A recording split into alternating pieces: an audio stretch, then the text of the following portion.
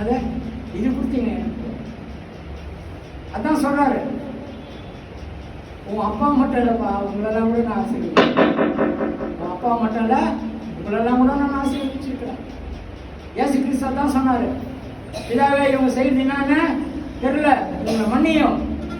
காரணம் என்னன்னா அவங்களுக்கு தெரியல. ஆபிரகாமுக்கு சொன்ன வாக்குத்தத்தம் மறந்துட்டாங்க. ஆபிரகாமுக்கு சொன்ன வாக்குத்தத்தம் என்ன சொன்னாரு? உன் ஜாதியை பெரிதாக்குவேன்னு சொன்னாரு. அந்த ஆபிரகாம் வம்சத்திலிருந்து வந்த இயேசு கிறிஸ்து தான் ராஜ்யத்தை ஆள போறாருன்னு தெரியும். ஏசாயால சொல்லப்பட்டிருக்கு, ராஜ்யம் பாரம் அவர் மேல வரும். ஜக்கரியாவும் சொல்றாரு. இப்படியெல்லாம் இருக்கிறப்போ ராஜ்யத்தை பாரம் அவர் மேல வர்றப்போ அவர் எப்படி இருப்பார்? ராஜா மாதிரி இருப்பார். இவரு ராஜாவா, இவரு ராஜாவா, இவரு ராஜாவா, இவரு ராஜாவா, இவரு ராஜாவா.